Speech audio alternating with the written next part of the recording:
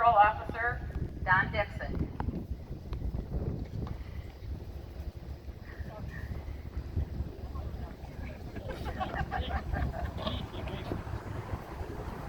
United States Navy. Don served from 1965 to 69.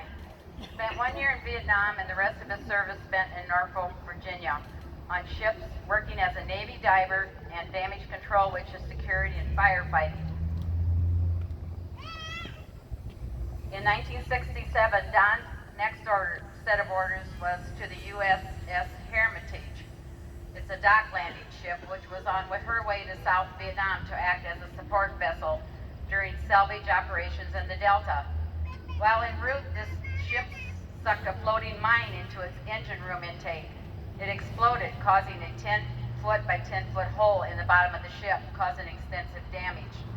Through teamwork, the crew was able to keep the ship afloat, and a damage control plan was put into action.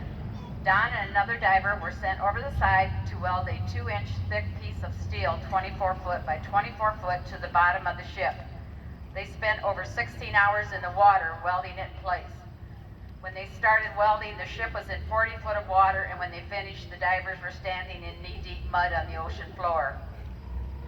After the USS Hermitage was on station, Don was commanded by the ship's captain to command a Mike salvage boat and to pick his 6-man team.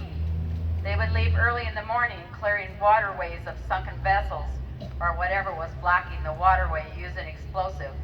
Every night they were ordered to be on the waterways by sundown. On their return each night, Don and his men took it upon themselves to retrieve bodies of U.S. and foreign soldiers floating in the waterway. Don kept a log which contained all 58 men's names. In 2015, Don visited the Vietnam Wall and touched each man's name from his log. All were engraved on the wall. Don also shared with me that he had an uncle that was a prisoner of war that he admired very much and signed up because of him. For 6 years, Don had been instrumental in working with the Honor Flight program in Waterloo to make sure our veterans go on these flights. Quilt piece by Patrice Schilling, New Hampton, quilted by Yvonne Sutshell, Decatur, Illinois. Don, thank you for your service to our country.